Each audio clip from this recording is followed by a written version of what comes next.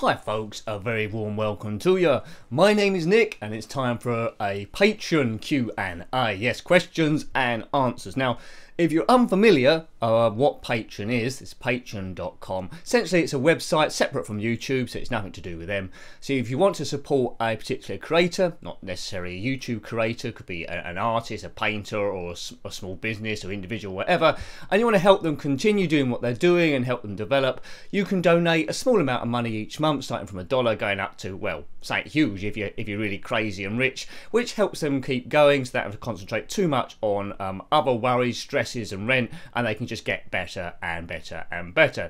Now hopefully on Patreon, if you're a member of that with any person, it gives you more of an input. So there's a comment section as well on that site. You can put about your thoughts. With me in particular, if you want a particular game covered, if you put it there, there's a stronger likelihood that I will do it because you're supporting the site and so forth. So there we go. Now, about 2 or 3 weeks ago, or my site actually is patreon.com/njenkin if you want to visit that. Now, about 2 or 3 weeks ago, I think it's 3 weeks ago, I put a message on there because a few people have kindly donated to Patreon. Have you got any questions you want to ask me? And we might do one of these every now and again. I think 5 people responded, so thank you. And we've got just about enough questions here, which are quite interesting. What I would say as well, anyone that donates to Patreon to support myself, they will get a shout out each month. And as things go forward, hopefully we'll bring a few extra things in. So let's have a look at the questions here. They don't seem to be too personal, which is good. I don't like to get too personal, talk about family and friends and that sort of thing. Okay, so the first one is from Lee Birchgarth, so thank you, sir. He asks, now I've got to read my own writing now. He writes, do you take a day off from YouTube, or is it pretty much your time outside of work taken up all by YouTube? Okay, now Lee runs his own channel, and I think he releases videos once every couple of weeks, so he's just more interested really on how I put up so much content, because it is every day. Well, as you know, before we was on a 1-month trial. I'm getting to cough now. Nice cup of tea. Right, it was on a 1-month trial, which now been extended to 2 months because the first month went so well. But to run any channel, especially if you've got videos going up every day, you need to run it like a military operation. So a bit like when you was at school, you had a school timetable. You've got to keep to those times, because if you want to put out a lot of content, as soon as you start losing your time, it's the evening before you know it and you can't do it. Also as well, there's time that the videos take to upload. So the secret is, when your computer's actually uploading something, depending on how much content you want to do, of course, you should be working on something else. It's a little bit tricky. You've got to keep your energy levels up, and I do it by, well, you've got to remember to eat properly, going for long walks, and refreshing the brain. Now, I do aim to take Fridays off each time, but I'm a bit of a workaholic when it comes to YouTube. I'm really addicted to it because I enjoy it so much. And I tend to end up doing so on Friday as well. There's always some other tasks to be doing, some graphics to make, or intros to have a look at, or other ideas I'm working with. And quite often off camera, I do practice on a few other videos where I might be trying a new technique, which I don't exactly want to upload. And most of those things don't work, so they take up time. You need a bit of research and development time, a bit of R&D, so the thing develops. Have a look what people are going on about. So in answer to your question, Lee, you have to really, really plan it. I try to take Fridays off, but it doesn't always work like that. But it's important to have a little bit of time off, so you go a little bit crazy. Okay, thank you. Next question is Mark Henson. He said, well, this is an interesting question. Would you consider doing future meetups with other YouTubers, either in person or online? Personally, I would need to start a channel first, of course. Well, it's something I've looked at. I mean, you wouldn't necessarily need to start a channel for us to do a meetup and an interview. The thing is, a bit covers on the last question really, because I run this like a military operation. Yeah, things have to be planned. Now, there was in the past, I've had a chance of 2 collaborations with other YouTubers, and it comes to the point where I was online and waited for them to come online. And in one case, it was up to 40 minutes. I can't afford to waste 40 minutes. If we're saying meet up at 7, I'm there at 7. I want you, boom, let's do something. I can't wait till 7:20 to 8. Is the person coming online? So it's a problem. But in theory, God, got this cough, it just won't go away. Right, in theory that's a great idea. I would consider doing that if it works out okay. One idea I would love to do, like we do the occasional series of about 6 weeks or 12 weeks like that, I'd love to go through a series of other YouTubers, or maybe just people that watch the channel, and have a general chat, really, a general muck about and talk about nonsense. So that will be quite interesting to do. Robo, excuse me, Robo, any special message for all the kids watching at home? Stay out of trouble.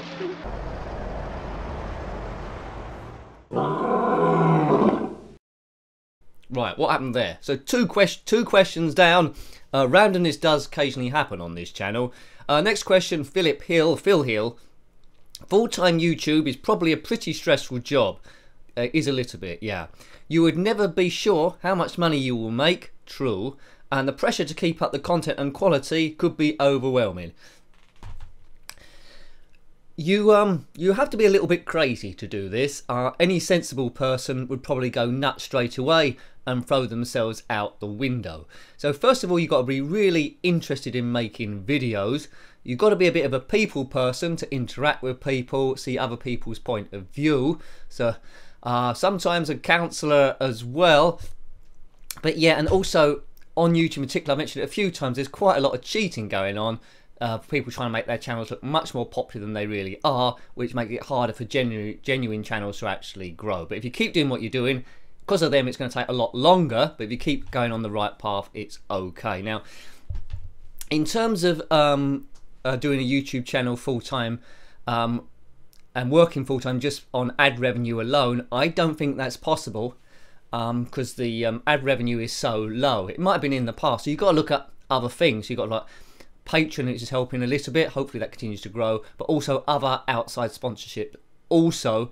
Now, hopefully YouTube ad revenue does grow and grow and grow, but it's a slow thing. So you have to have videos. I don't want to sell myself out. I just do want to keep it retro gaming and do the occasional crazy video, but you know, I don't want to keep filming people being attacked by alligators or hitting their head with cricket bats to go viral all the time.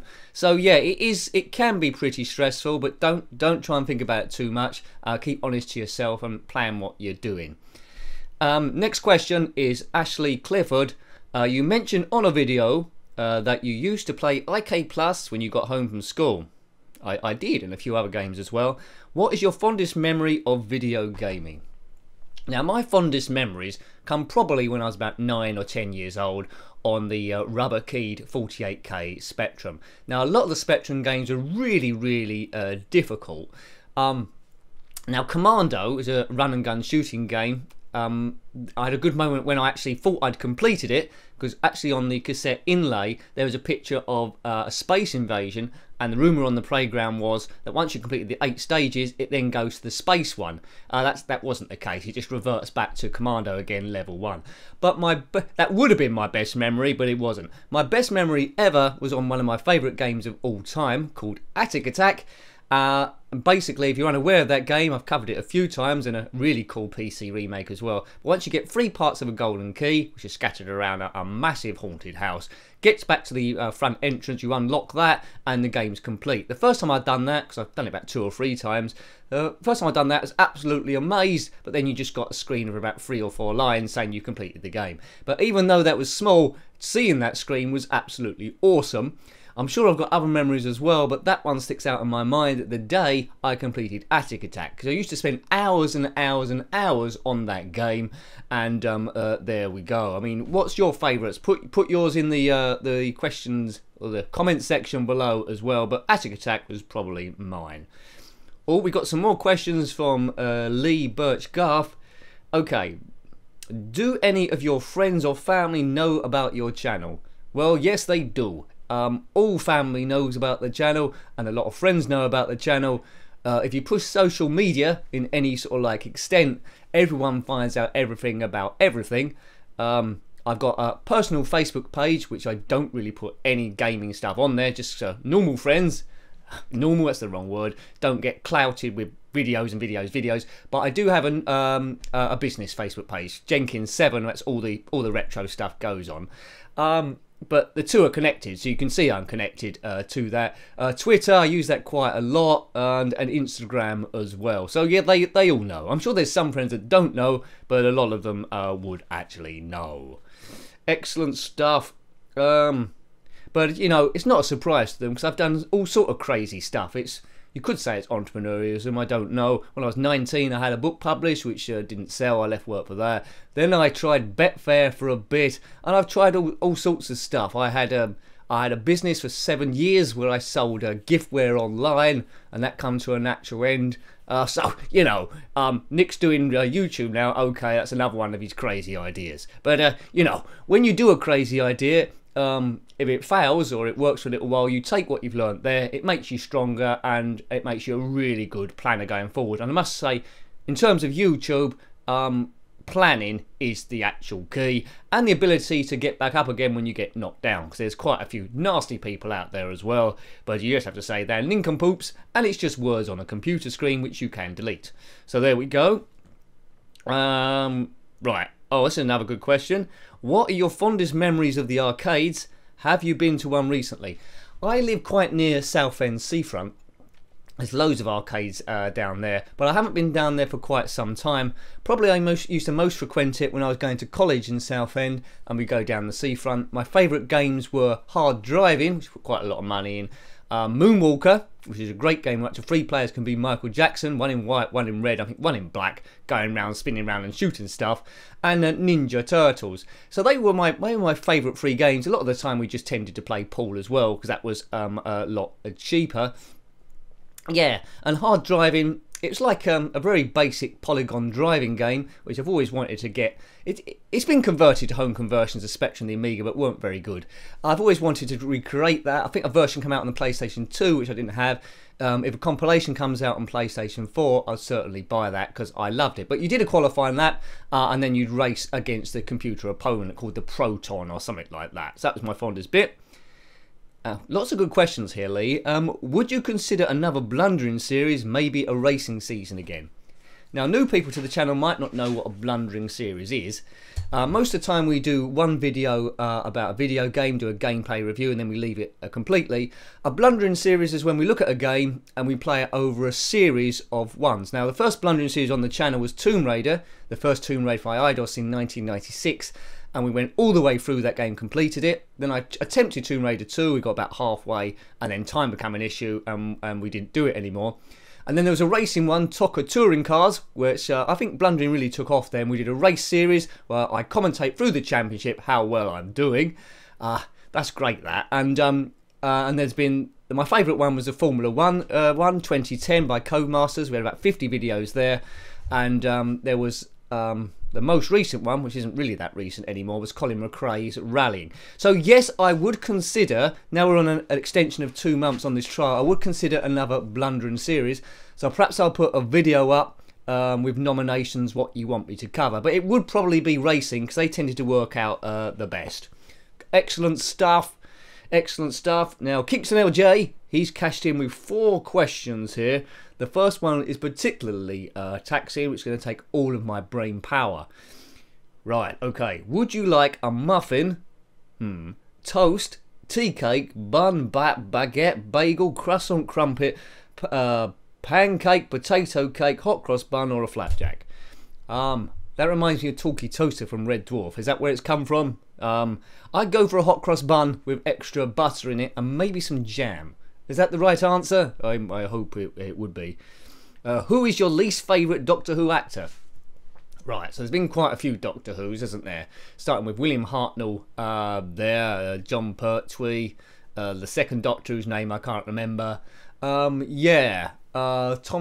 Baker, he was a bit iffy. I think my least favourite one, which probably isn't fair on the actor, was Sylvester McCoy. I think he was the 7th Doctor after, not Jim Davidson, Peter Davison. Jim Davison would have been a different Doctor. Basically, the show was getting to its death then. I think the writing wasn't very good and they were withdrawing funding. Sylvester McCoy did his best with it, but when I see Sylvester McCoy, that's a sign that Doctor Who was going off the TV, and it didn't reappear to the early 2000s, really. So Sylvester McCoy is my least favourite, but it's not really his fault. Next one, what was the best decade for films? This makes it awkward because my favourite films are always from the late 70s. So they start about 77, 78, 79. So you're looking at Star Wars, the original Aliens, Amityville. I like those films. So these films, 2001, these films don't start out all action. They build the suspense like you're reading a book, which you couldn't get away with nowadays because a modern day theatre goer, they want action straight away or right through the film.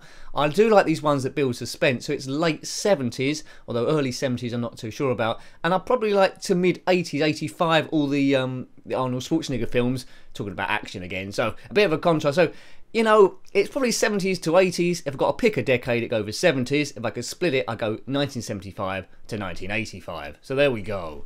I think all my Blu-rays there, or most of them, are from that sort of era. And the last question in this first ever Patreon Q&A, which we might do a few more later on, is: would you buy an Amiga Mini? So there's been a Commodore 64 Mini, hasn't there? Would you buy an Amiga Mini with loads of classic games on it that load fast and play perfect? It depends how much it was, really. Now, with emulation as it's been, some games are a bit fragile. They do take a while to load. But if I've got all the games on emulator anyway, where's the incentive really to buy an Amiga Mini? As I say, if it's cheap enough, an emulator takes a lot of mucking about sometimes. Sometimes you have to change the settings for different games. But if you had a little box which just plugged into the telly and loaded it up straight away like that, I suppose that'd be pretty awesome. So I would consider it, but I probably wouldn't buy it unless I was quite loaded there. There we go. So there we go. That's the end of the Q&A. So thank you, you five, for submitting those questions here. Hopefully we get a few more patrons over at patreon.com/njenkin, which helps the channel improve long time, stay full time and go crazy. I have this wild dream where I could do absolutely crazy videos with amazing cameras and zooming in and out on location, interviewing people, other YouTubers out and about, but I need a team of people like boom operator and all that sort of stuff. I can't do it on the budget at the moment. So thank you for watching again. Hope you're liking watching the videos. It's all about the planning, as I say. Until next time, take great care of yourself and are very fond. Goodbye. Goodbye.